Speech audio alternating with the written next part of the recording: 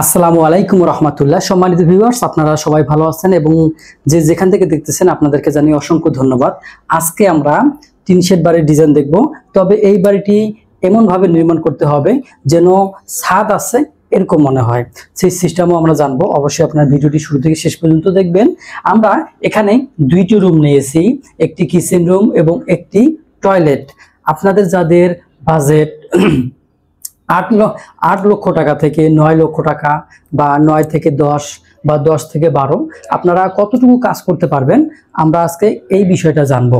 এখানে ব্রিক ফাউন্ডেশনের দেওয়া এই বাড়িটি যখন আপনারা তৈরি করবেন তখন চিন্তা করবেন আমার এইটা কিন্তু বারান্দা, এই বারান্দার অংশটা আপনারা যদি একেবারে আপনাদের বাজেট না থাকে বা কম থাকে তাহলে কিন্তু বাদ দিতে পারেন।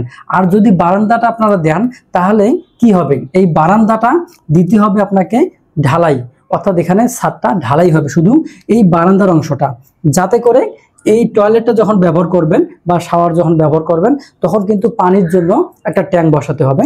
এই ট্যাঙ্কটা আপনি এখানে যে কোনো জায়গায় বসাতে পারবেন যদি আপনার ছাদ হয়ে থাকে। এটা একটা সুবিধা, কেননা টিনের উপর এই ট্যাঙ্কগুলো বসানো যাবে না, এই কারণে এই অংশটা আপনারা ঢালাই দিবেন। এখন টিন শেডটা কিভাবে দিবেন, এমনভাবে টিন শেডটা দিবেন, টিন শেড দেওয়ার পরে চতুর্দিকে যে 5 ইঞ্চি গাঁথনি থাকবে সেইটা কিন্তু উঠে যাবে, অর্থাৎ সেটা আপনার এরকম হবে। যদি টিন শেডটা আপনার ঢালু হয় তাহলে কিন্তু এই যে গাঁথনি দিতে হবে, এইভাবে গাঁথনি হবে, এইভাবে গাঁথনি হবে। এটা হচ্ছে প্যারাপেট, অর্থাৎ প্যারাপেট হিসাবে গাঁথনি হবে। বাইরের দিক থেকে কিন্তু বোঝা যাবে না যে এটা টিন নাকি ছাদ।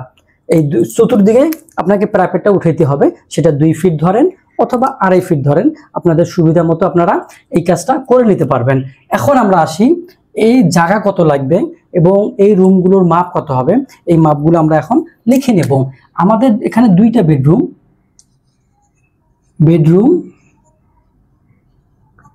1 এবং বেডরুম 2, 2টা বেডরুম। মাপ কত আমরা স্ট্যান্ডার্ড মাপ দেব, যে মাপটা সচরাচর, যেহেতু এই বাড়িগুলো ম্যাক্সিমাম সময়ে গ্রামে হয় অথবা গ্রামের শহরের কাছাকাছি হয়, এরকম জায়গা হয়, সেহেতু আমরা এই রুমের মাপগুলো দেব 12 ফিট বাই 12 ফিট। আবার এটাও অনুরূপভাবে 12 ফিট বাই 12 ফিট। তাহলে আমার জায়গা কত লাগলো এই হিসাবটা আজকে দেখাই। এখানে 12 ফিট, এখানে 12 ফিট, 12 দুগুণে 24 ফিট এবং 1 2 3 তিন ওয়াল আমরা 5 ইঞ্চি গাঁথনি দেব। 5 ইঞ্চি হলে 3 5 15 ইঞ্চি, তাহলে আমাদের কত দাঁড়াবে 25 ফিট 1 ইঞ্চি। আমার এখানে আউট টু আউট, এই মাপটা হচ্ছে আউট টু আউট 25 ফিট 1 ইঞ্চি। আমাদের এই 2 রুম চলে গেল। এখন আমরা এখানে কি দেব, কিচেন রুম, কিচেন। এই কিচেনের সাইজটা কতটুকু হবে, এখান থেকে এইটা আমার 5 ফিট, এখান থেকে এই অংশটা হচ্ছে 9 ফিট। তবে আপনাদের জায়গা অনুপাতে আপনারা করতে পারেন, আমরা এখানে 9 ফিট দিয়েছি, আপনি 8 ফিটও দিতে পারেন, এতে কোনো সমস্যা হবে না। এখন আপনারা গ্যাসের যে চুলা থাকে সেটা এখানে বসাতে পারেন, আর সিঙ্কটা এই দিকে বসাতে পারেন, আপনাদের সুবিধা মতো বসা নেবেন। এবার আসি আমি এই অংশটাতে, এখানে আমরা দেব টয়লেট। এই টয়লেটের কত সাইজ হবে, আমরা এই সাইজটা দেব। এই দিক দিয়ে এই মাপ কিন্তু ভিতরে 4 ফিট বাই 9 ফিট, যেহেতু আমরা এদিকে 9 ফিট পেয়েছি, আমরা কিন্তু পেয়ে গেলাম মাপ। এখন আমরা দেখব এই অংশটাতে আমরা কি কাজ করতে পারবো বা কি ফ্যাসিলিটি থাকা দরকার। আমরা এইখানে ডাইনিং হিসেবে ব্যবহার করতে পারি,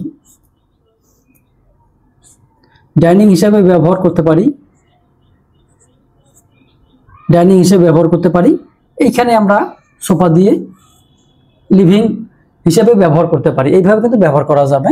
তো আমাদের এই জায়গাটার মাপ হবে 14 ফিট 2 ইঞ্চি বাই এখান থেকে এটা 9 ফিট।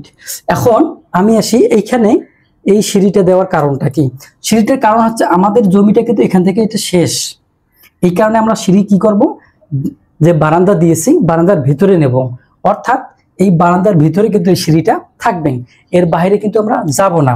এখন এই অংশটা কত নেব, এই অংশটা আপনি 5 ফিট বা এর কম বেশি নিতে পারেন, এতে কোনো সমস্যা হবে না। যদি চান 4 ফিট, 4 ফিটেও না, যদি মনে করেন যে আমার বারান্দা বড় দরকার তাহলে 6 ফিটও নিতে পারেন, কোনো সমস্যা নেই। তো এইভাবে আপনারা এই হিসাবটা করবেন। এখন দেখেন আমাদের এই দিকে জায়গা কতখানি লাগবে, 12 আর 9, 12 9 আমরা যদি সেটা যোগ করি, 12 9 হচ্ছে 21, 1 2 3, 3 নল আমাদের কি হবে, যোগ হবে। তাহলে 3 5 15 ইঞ্চি, 1 ফিট 3 ইঞ্চি যোগ আমার এখানে আছে 5 ফিট, আমরা 5 ফিট যোগ দেব। তাহলে আমাদের এখানে দাঁড়াবে 27 ফিট, 27 ফিট 3 ইঞ্চি। আমরা কিন্তু পেয়ে গেছি। আর এইটা মাপটাকে আমাদের কত হলো, এই মাপটা আমরা আরেকবার দেখি, 12 যোগ 12 যোগ 1 ফিট 3 ইঞ্চি, তাহলে আমাদের 25 ফিট 3 ইঞ্চি হবে। এটা 3 ইঞ্চি হবে, এটা 3 ইঞ্চি হবে। যাই হোক আমরা কিন্তু এই মাপটা পেয়ে গেছি, অর্থাৎ এই মাপটা হচ্ছে আমার আউট টু আউট, এই মাপটা হচ্ছে আমার আউট টু আউট। এখন যদি আমি এটা গুণ করি তাহলে 25 ফিট 3 ইঞ্চি গুণন 27 ফিট 3 ইঞ্চি, তাহলে আমার এখানে দাঁড়াবে 688 বা 690 স্কোয়ার ফিট। এই 690 স্কোয়ার ফিট জায়গার ভিতরে আমরা কিন্তু সবগুলো দেখে নিলাম। এবার যদি আমি দরজাগুলোকে ইন্ডিকেট করে দেই তাহলে আমাদের এটা হচ্ছে D1 D1 D2, এটা আমরা D2 দেব এবং এটা দেব D, অর্থাৎ এটা বড় হবে, এটা 4 ফিট হবে বা 3.5 ফিট হবে, আপনাদের সুবিধা মতো দিতে পারেন। এখন আমরা কি করব, এটা তো আমরা ব্রিক ফাউন্ডেশনে দিলাম, দেওয়ার পরে আমরা যদি এটাকে ছাদ দিতে যাই তখন কি হবে, আমরা এই বিষয়ে এখন খরচটা নির্ণয় করব। আমরা যদি টিন শেড দেই, টিন শেড দিয়ে যদি এই বাড়িটি করি, এই বাড়ির টিন শেড বলতে আপনার যে চৌচালা বা 2 চালা এরকম না, এটা হচ্ছে সমান, অর্থাৎ ঢালু। এখানে আমি এই যে টিনটা দেখে দিলাম, রূপটা এই যে ঢালু হবে, ঢালু হবে, এইভাবে ঢালু হবে, ঠিক আছে। এইভাবে যদি আপনারা করতে যান তাহলে আপনাদের খরচ হবে 8 থেকে 8.5 লাখ। এটা গেল আমার টিন শেডের খরচ। আমি যদি এইটাকে একতলা করি অর্থাৎ ছাদ দেই তাহলে কত খরচ হবে, যদি ছাদ দিতে যান তখন কিন্তু কি করতে হবে, আপনাদেরকে এই জায়গাগুলোতে ইটের পিলার দিতে হবে। আবার বলি, যদি আপনার আরসিসি না দেন তাহলে আপনাকে কি করতে হবে, ইটের পিলার দিতে হবে, এই জায়গায় দিতে হবে, এই জায়গায় দিতে হবে, এই জায়গায়, এই জায়গায়, এই জায়গায় দিতে হবে, এই জায়গায়, এই জায়গায়, এই জায়গায়, এই জায়গায়, এমনকি এখানে আপনার রাউন্ড যে পিলার থাকে সেই পিলারটা ঢালাই দিয়ে দিতে পারেন। তবে এইভাবে আপনাকে সাজিয়ে নিতে হবে যদি আপনি এটাকে ছাদ দিতে যান। তাহলে আপনার যদি ছাদ দেন, আমি যদি লিখি যে 1 স্টোর যদি আপনারা করতে যান তাহলে আপনাদের খরচটা হবে 9 থেকে 10 লক্ষ টাকা। এটা গেল আপনাদের ছাদ দিয়ে। যদি মনে করেন যে আমি এটা 2 তলা, অনেকেই হয়তো বলবেন কমেন্টে যে এটা যদি আমি 2 তলা দিয়ে 1 তলা কমপ্লিট করি তাহলে কত টাকা খরচ হবে, আমি কিন্তু এটা লিখে দিলাম। যদি আপনারা 2 তলা ফাউন্ডেশন দিয়ে 1 তলা কমপ্লিট করেন সেই ক্ষেত্রে আপনাকে খরচ হবে আপনার 12 থেকে 13 লক্ষ টাকা, 13 লক্ষ টাকা। এই হলো 3টে সিস্টেম। এখন আপনারা যেভাবে করলে আপনাদের সুবিধা হয়, আপনাদের বাজেট যেরকম ভাবে থাকে সেভাবে আপনারা যে কোনো একটা নিতে পারেন। যদি টিন শেড দেন তাহলে 8 থেকে 8.5 লাখ টাকা, যদি 1 তলা দিতে যান তাহলে 9 থেকে 10 লক্ষ টাকা, এবং যদি 2 তলা দিতে যান আপনার 12 থেকে 13 লক্ষ টাকা। তবে এই খরচটা অনেক সময় দেখা যায় যে জায়গা এবং এলাকা ভেদে কম বেশি হয়, সময়ের ভেদে কম বেশি হয়। কোথাও দেখা যায় যে ইটের 9 টাকা পিস, আবার কোথাও দেখা যায় এই ইটে 12 টাকা পিস। তো যাই হোক এই বিষয়গুলো থাকে, এই কারণে খরচটা হচ্ছে আমার পরিবর্তন হতে পারে। আর আমরা যে ধারণা নিয়েছি এর থেকে হয়তো সামান্য কম বেশি হতে পারে, আপনার যে জায়গা হোক না কেন। তো যাই হোক, আপনারা চাইলে এরকম ডিজাইনের একটি বাড়ি করতে পারেন, যেটা হুবহু আপনার দেখতে ছাদের বাড়ির মতো হবে, কিন্তু এটা টিন শেড হবে। তো যাই হোক, আপনারা যদি টিন শেড দেন তাহলে অবশ্যই টিনের নিচে এমন একটা স্তর বা এমন একটা সিস্টেম দিবেন যাতে করে এই রুমের ভিতরে যেন তাপ কম লাগে, সেই রকম অনেক কিছু এখন বের হয়ে গেছে। তো যাই হোক, ওই বিষয় নিয়ে অন্য একদিন আলোচনা করব। এখানে একটু যোগ করি, এক ভাই আমাকে কমেন্টে বলতেছে যে ভাই ম্যাট ফাউন্ডেশনের একটা ভিডিও দেন। আসলে ম্যাট ফাউন্ডেশন আমরা যেই বাড়িগুলো করি সাধারণত এগুলোতে একতলা, দুইতলা, তিনতলা, এগুলোতে ম্যাট ফাউন্ডেশন লাগে না। আর একেবারে যখন হাইরাইজ বিল্ডিং হয় তখন কিন্তু ম্যাট ফাউন্ডেশন হয়।